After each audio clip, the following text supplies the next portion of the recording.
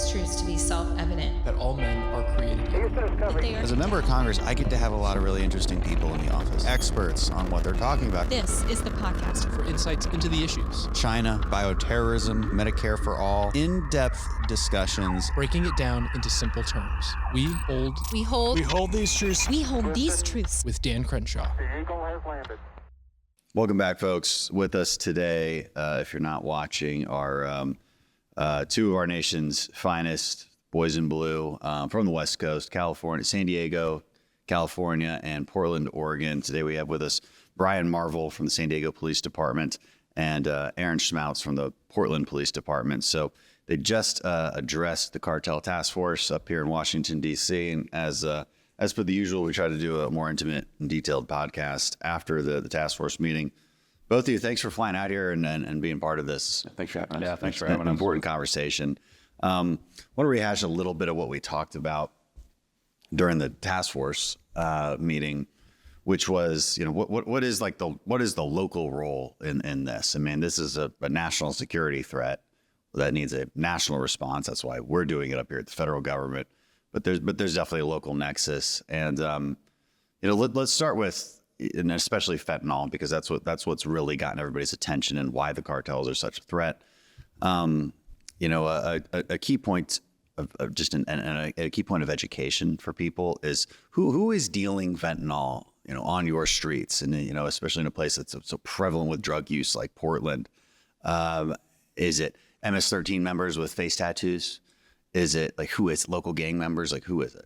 Yeah, so in Portland, fentanyl has kind of washed through our drug market, and so it is effectively all the things that used to be are now just fentanyl. We're seeing a lot of Honduran nationals who are coming up for San Francisco, a lot of young people, but also a lot of just active cartel members. And our drug dealers are also, gang members that existed in Portland before.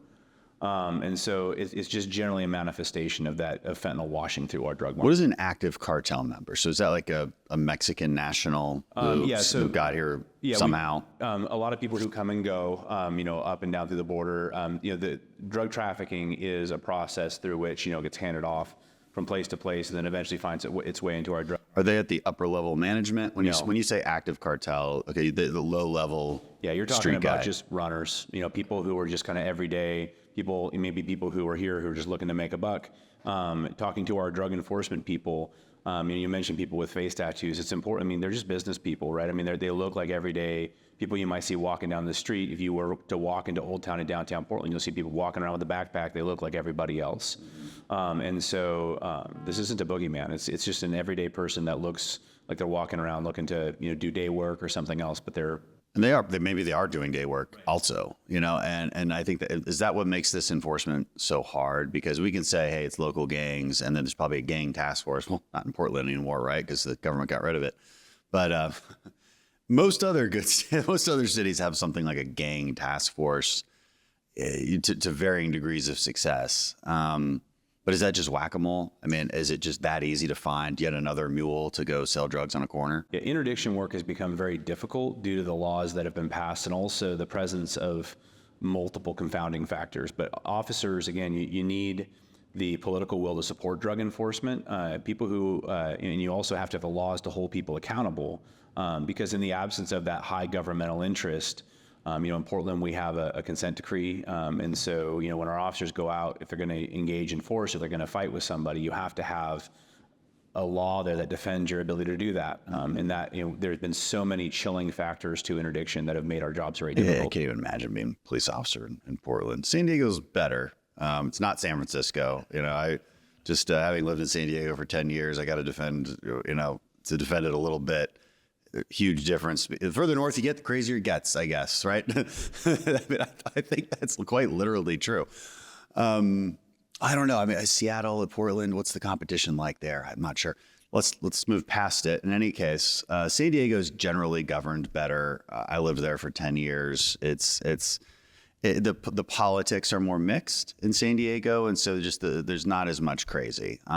But you also have the genuine luck of being right next to Tijuana, which has gone back and forth of being a major cartel stronghold. Huge wars in the mid 2000s. I recall I moved to San Diego in 2006, and shortly thereafter, it was very clear from the DOD that we were not allowed to go to Tijuana. I saw no reason to go to Tijuana anyway, if I was over 21 anyway. So actually never been. Oh, wow. Yeah, I can say that. There are no pictures of me floating around in Tijuana. I'm very proud of that fact. No, there was a couple of times, when we do jump training right there on the border, and hey, the winds get you the wrong way. You might end up in Tijuana, but other than that, didn't visit. What's the cartel picture like when you're that close? I mean, people need to realize when you're living in even downtown San Diego, the border is a 15-20 minute drive. It is, you can get there pretty quickly. Yes. I mean, the cartels, you have to look at them like they're a top 500 company. If you think about it, they employ tens of thousands of people across all borders throughout the world. It's a $6 billion industry for these people. And they are looking for any way possible to make money, whether it's the drugs, whether it's trafficking in human beings, whether it's guns, ammunition, money laundering. They're in all of it.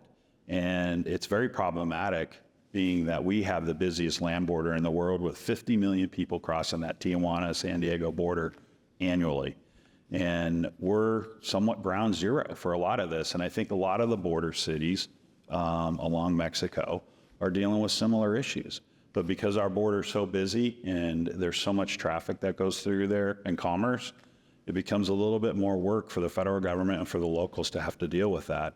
And, going back to the question of who's dealing this, Aaron's right. It's a mix of people that are dealing. Anybody that wants to try to make money in this industry or work for the cartels, if you're a low-level person working for the cartels, you're extremely expendable. And there are a lot of people that are willing to take it up. This question, is that even worth the effort? We're trying to figure out where to put limited resources to deal with the problem.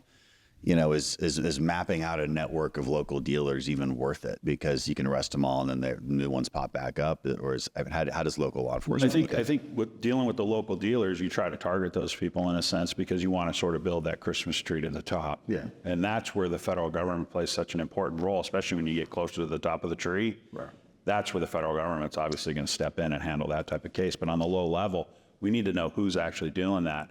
And then we can intercede and interdict in those communities to be able to make sure that it's not being pumped out in the communities and killing these people. I mean, the fentanyl is just pure poison. It's killing our communities. Yeah, and you're talking about the difference between enforcement and interdiction. We need to, when you're dealing with the mid to higher level folks, you're looking at impacting supply. And in Portland, the mass proliferation of quantity has changed the game significantly. It's also changed the financial incentive because fentanyl is so cheap. But on the enforcement side, we need to make it difficult to be a drug dealer. You should fear the consequences. Same thing with firearms. If people don't fear being pulled over by the police, they're more likely to be armed, they're more likely to engage in violence. We need to make it difficult to engage in criminal behavior. And you do that through, good cases, significant penalties, so people have just a disincentive. Deterrence. And so let's talk about that. It was a successful case in California recently you just told us about. DA in which county? It was Placer County, which is Northern California, right just outside of Sacramento.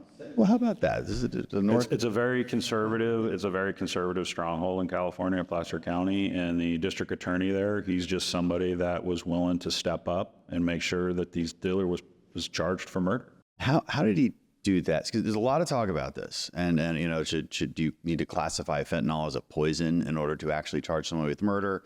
Sounds like he didn't have to change any laws. He just was able to do it and find a sympathetic jury. Yeah, that's pretty much the way it was. But I think if you make it easier for law enforcement and district attorneys we're not talking, like Aaron said, you're not talking about somebody who just, hey, take this, you may feel better. We're really looking for those people that are really pushing it into the community. Did he have to prove, I don't want to get real technical here, but did he have to prove intent to kill? Yeah, obviously to get the murder conviction, he had to prove a lot. He had to prove all of the points and what a murder is for the state of California. Was it second degree murder? What was it?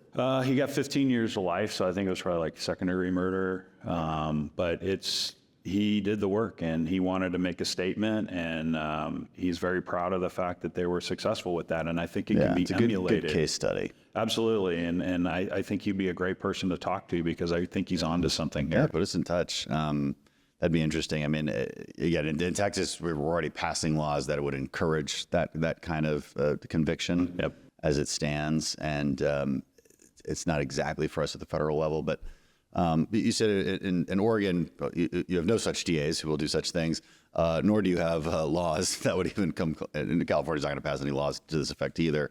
But you mentioned that when it comes to federal cases, so explain how that works. So you've nabbed a drug dealer who's like, I don't care if I kill people. I mean, you got some good evidence on him. Let's say, there's some at least knowledge of the fact that you might kill somebody. And then he does it, and you have all that evidence. Let's assume that. How does that become a federal case and then prosecuted for murder? So, I mean, a lot of our interdiction efforts in Portland have been stymied by the fact that our drug enforcement folks are focused on people dying of overdose deaths, because it's been a huge issue.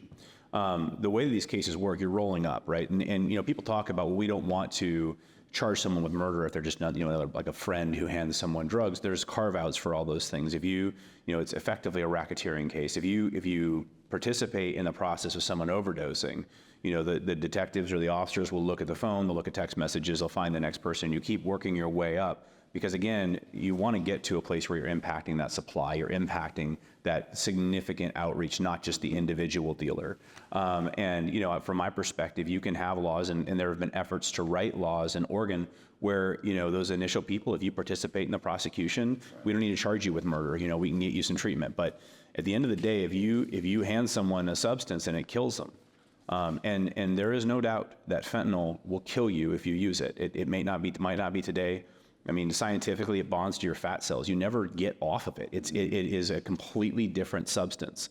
And so anyone who is dealing fentanyl to people is knowingly engaging in a process that will kill that individual. But you said, going back to the federal cases, you said earlier that in Oregon, you'd have to change laws to be able to do that. But you said that you have seen some success if it's a federal case. How do you make something a federal case? So our officers who work in our drug enforcement team have an active relationship with federal officers, and then they'll just present those cases to the AUSA. And it's important that AUSA is being the attorneys for the U.S. attorneys. But it's important. Every county has different federal courts, and it's important that each of these attorneys, knowing that these laws don't exist at the state level, are willing to participate in that prosecution. They do exist at the federal level. So there's no federal level laws we need to change to properly prosecute fentanyl dealers for murder. It's referred to as a Lem bias law based on the basketball player who overdosed on. So we've already done it. It's good. Yep. That's interesting. Yeah. Okay. Well, that's good. This is the kind of like little specific knowledge bits we need at the task force. And I think that's where the federal government plays an important role, is greater coordination between the district attorneys and the AUSA to be able to charge these crimes under federal law versus trying to do it under the local law. Right. And when we talk about the dynamics of the states, California is not going to be as receptive to want to work with the federal government, and maybe Oregon is similar. Texas is going to be a completely different animal. Those are the things that you need to take into consideration when the federal government comes down and needs to work with the locals. Yeah.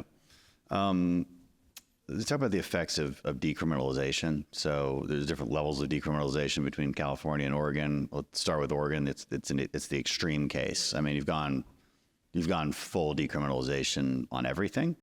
Fentanyl has come back as a misdemeanor, just given the issues. But yes, effectively everything became lower than a speeding ticket.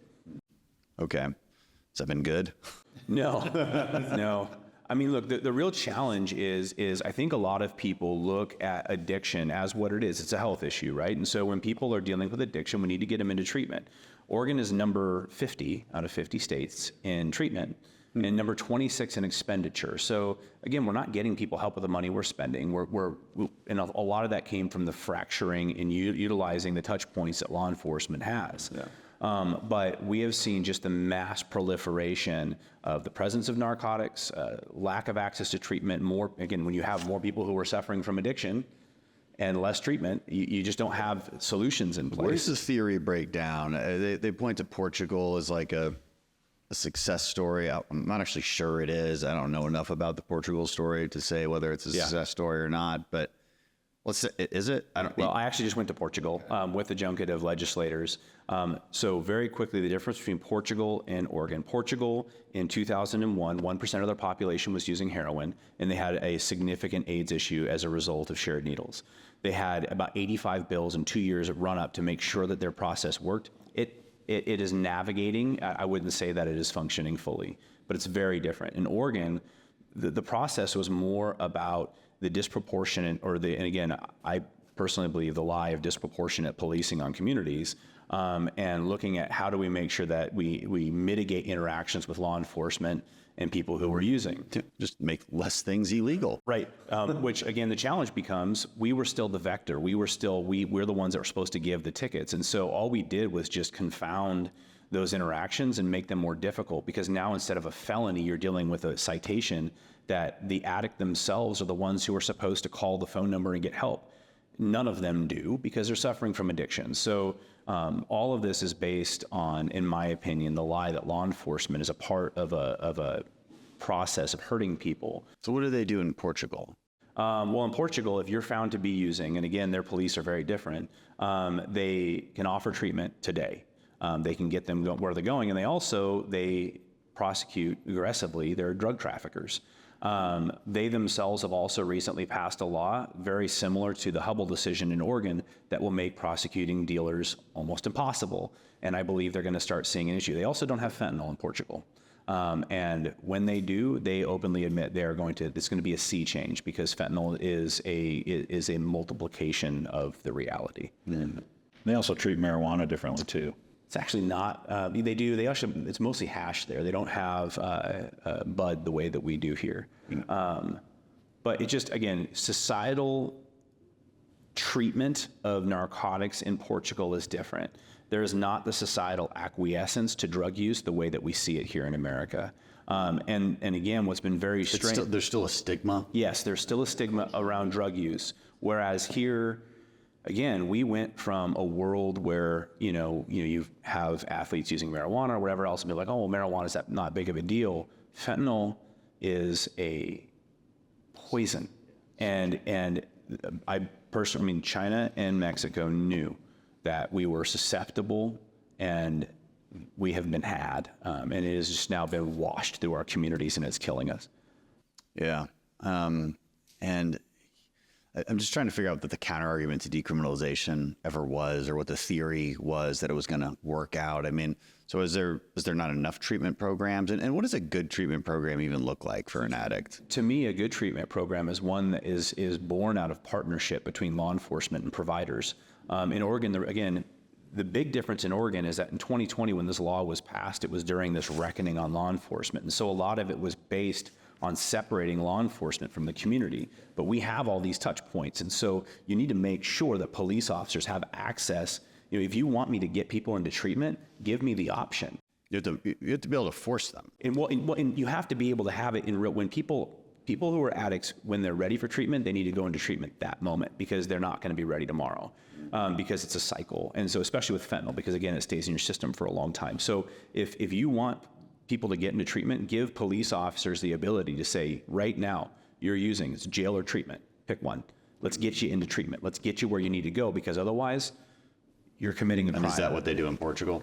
Yeah, I mean, well, effectively, it's called a dissuasion commission. Their constitution is far less rigorous than ours, so they can kind of take things from people and encourage people. I mean, they call encourage people very lightly. Yeah, they call it dissuasion, but I mean, they basically extrajudiciously, with no court hearing, penalize people. And so it's a dissuasion commission. They're able to nudge people softly but forcefully into the right direction. Yeah, I mean, like, we can't too. I mean, you can involuntarily commit somebody, right. And if you're out on the streets saying crazy things, up walking around like a zombie, involuntary commitment that's not outside of our norms as a constitutional republic. But so decriminalization not going so well. It'll probably never go well. I look at these case studies of people, everybody who wants decriminalization and even just marijuana. I'm like, look, it's usually your more elite, very productive individuals, and I'm like, I get it. You can smoke pot every night, and you continue to be a very productive member of society.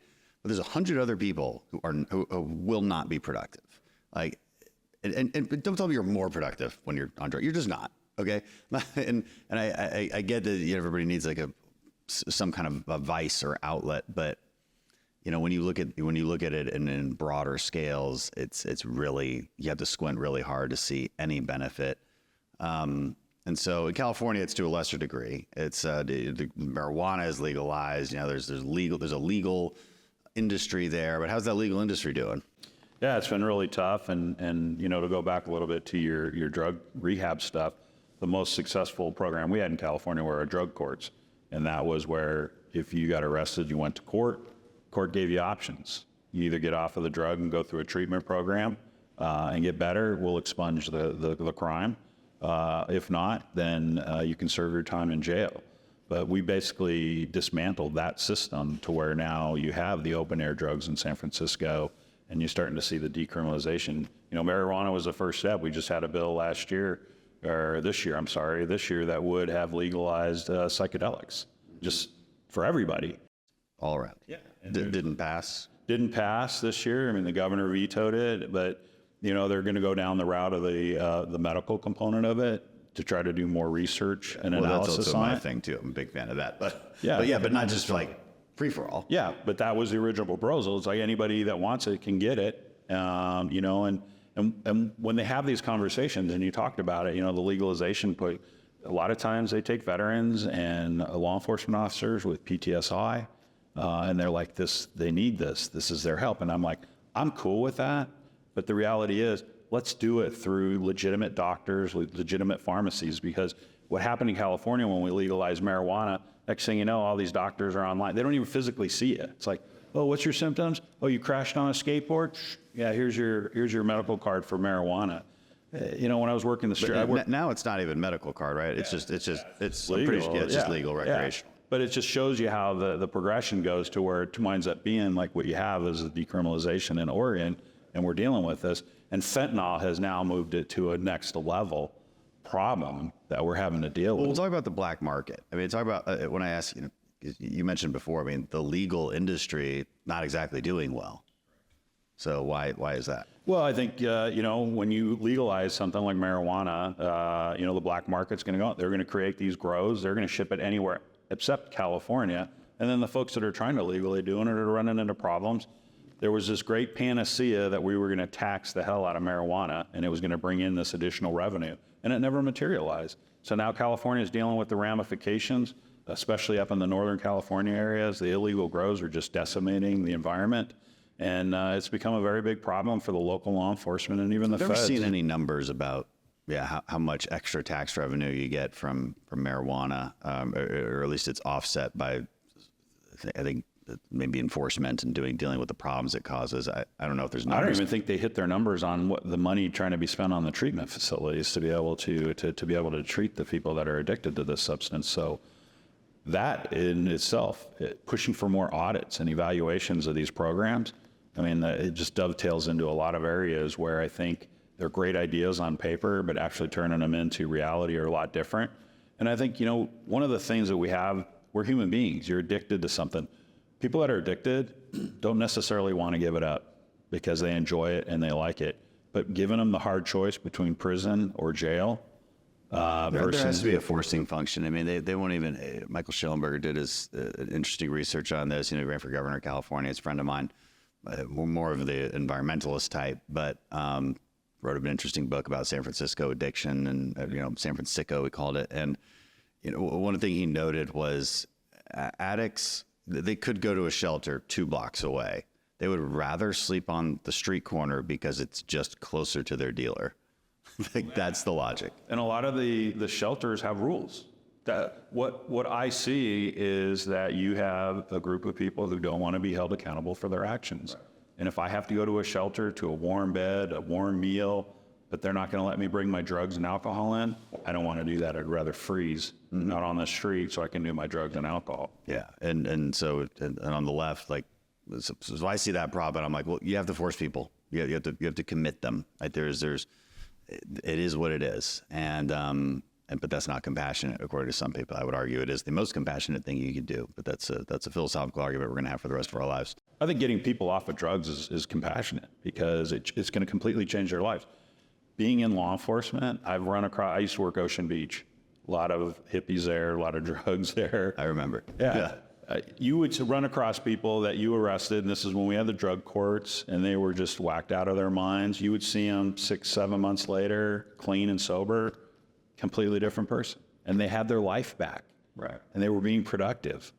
What go back to the cartels. How worried are you? You know, Tijuana has been through cartel wars before. One of our recent guests of the task force, ex-Tijuana police officer, Ed Calderon, very interesting guy. I mean, he thinks we're on the brink of another major war, mostly because the Jalisco New Generation cartels are just, they're crazy, and very violent and very militarized.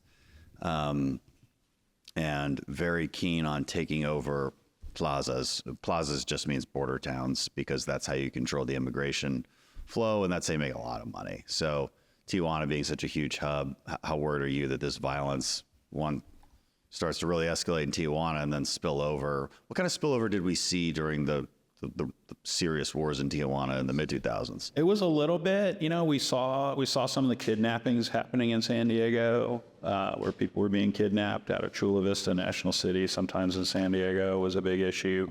You know, but you were there and you talked about it as about, you know, the DOD, and obviously I was in the Navy too. But when I was in, you could actually go across the border, but then, hey, there's issues in Mexico, you can't go across. If you go across, you go to Captain's Mast or whatever. And now it's almost like you just don't want to go over there. We as a police group, we used to go to Puerto Nuevo, which is just a little bit down from Tijuana, for lobster tacos as a group on a bus. That would be absolutely unheard of now, because if the cartel or other people found out that a bus full of police officers were going to Puerto Nuevo to go, I mean, the likelihood of something happening is probably pretty serious. It's not worth the risk. Yeah, and it is. And the cartels are a risk, but you know, they're also a business. So they don't want to create too much havoc for the general citizens and the general public, because then they know it increases federal oversight and people looking at, hey, what's going on over here? So, you know, the thing about the cartels is when they do target people, they get the right people. They don't necessarily. Yeah. And that's interesting. See, so, you know, I worry about travel to Mexico. The president doesn't like me. The cartels don't like me. I name them publicly. At the same time, I feel rather safe because I think they are businessmen, and it would be the stupidest thing in the world to kill a bunch of police officers, well, American police officers, and an American congressman, because it would just invite the wrath of the United, which is the last thing they want. That's our only advantage in this, because they're not, and what's what differentiates them from Al Qaeda, ISIS, because they want to die. Cartel members don't want to die, and so I suppose that's an advantage. Another interesting thing about their business model is, you see Sinaloa trying to constrict the production of fentanyl. It's somewhat of a public relations campaign to take pressure off themselves, but also because they're concerned about how low the price has gotten. And that's a double-edged sword all around it. But one question I have for local law enforcement is, when or are we ever going to see this, and which is kind of a terrifying prospect because it is easy to do, are we going to see that production just start to happen in basements in San Diego or in Portland, across the country, and it's no longer something that's trafficked in, it's just made everywhere? Well, and I think, you know, that was part of the discussion, was the LA port. The precursors are coming in. Right. If you can get the precursors and there's not a control, it can come in through the port of LA. It can come in through the port. Precursors come here. People don't realize that. The precursors mostly, but I think maybe half and half. I don't know if we know. Either way, a lot of it goes to Manzanillo, Mexico, that port, but a lot of it just comes straight into the U.S. and then is trafficked south, and that's where they make it. What happens when they start making it here? And why? And because they could. And I think the bigger issue too is that, just again, you know, fentanyl begins in any community it washes into as an adulterant. And we're seeing, then you start to seeing overdose kind of on you know, mislaid drugs. Like, you know, I thought that I was taking one thing, but I overdosed on fentanyl. then it becomes a drug of choice. We're seeing, all these people smoking, chasing the dragon on foil in downtown Portland. It's a drug of choice now. People can get a blue for 80 cents, and that's nuts, right? You're saying things I don't understand. So I'm sorry. Dragon, 10 dragons and blues. So you end up people smoke fentanyl, and they just it just kind of as they go, they smoke fentanyl on foil. Fentanyl usually comes in the form of a blue pill with an M on it. It's supposed to look like oxycodone. But they spend 80 cents per pill. It used to be heroin was, $10, $12, whatever else, more expensive. And so now you have a financial disincentive, and you're seeing these millions of pills pouring into the country. And so now, I was talking to one of my drug task force guys the other day, now you're seeing cocaine rise again as a drug that's coming in, but it's being adulterated. And our overdose deaths, again, on mistaken drugs is rising again. So this is an indication that the cartels are looking at the financial incentive, trying to figure out the best way. Now, having fentanyl in a substance does make it more addictive, and so that helps these customers come back because cocaine itself is not like a highly addictive substance the way that fentanyl or heroin is. But they need it to be more expensive because each individual user, if you can sell an individual pill for 80 cents, you're not making very much money. And so this, to me, the adulterant conversation is the concern, especially for young people. Our 75% raise. These aren't pharmacists like mixing the cocaine with it's from the cartel perspective, they're like trace amounts of fentanyl will make the cocaine more addictive because these are very counteractive drugs. You're trying to, cocaine's an upper, fentanyl's very much a downer. But the idea for them, I guess, is to make the very small amounts of fentanyl make it more addictive. The problem, of course, is they're not chemists, and who knows how much is actually in there and what you're taking. It's kids with sports injuries who might take a little oxycodone because they have an injury, looking for a counterfeit pill, or looking for a real pill, get a counterfeit. I mean, my daughter's a freshman in high school. I never thought I'd have to have a conversation with her, like, literally do not eat anything or ingest anything that anyone gives you at school other than what I've given you, because you could die. And that's a weird conversation to have with a 14-year-old girl. And like in schools in Portland, I mean, is it standard to hopefully have like fentanyl testing strips and Narcan? The presence of Narcan is higher. The testing strips are still high. And frankly, with fentanyl, I mean, the challenge is you have to get it into a testing place, and so cutting it up and everything else, and it is a microgram can kill you if it's interacting with the wrong person. Do they not work? Like, so if you have a pill and you're not sure what it is, can you use a testing strip? I don't even know what it looks like. There's apps and testing that you kind of break it up, put it into a thing, and you dip a strip in, and then it goes to the app. The testing processes for fentanyl have gotten much better. And I mean, I think that there's a little bit of an overstatement. You hear people say, like, you kind of look at it and it will kill you. It's not like that. You do have to do something to interact with it. Yeah. But touching if you grabbed powder, like. Yeah, the powder itself is very, very deadly because it can also aerosolize. You can inhale it. Yep. It's very fine. It's a talcum powder. It's But they did ban straws in Portland, so they made it harder for the cocaine users. That's good, but not paper straws. Plastic straws. Yeah, but they did. But then you start having conversations about harm reduction, and for a short period of time, the county was offering straws and foil for people. So you can't use the straw to drink your Starbucks, but you can definitely use it to ingest your fentanyl. Everything's gone crazy. We live in an upside down world. All right. Any last concluding remarks? I appreciate it, guys. Thank you. No, thanks for having us. We really appreciate the opportunity to speak. I highly recommend that you try to travel and get outside of the Beltway and physically talk to the folks that are actually firsthand dealing with this. Yeah. More private ceremony, because it's a little bit tough to be public, and you know how that is. Yeah. Well, I appreciate you. Thank you.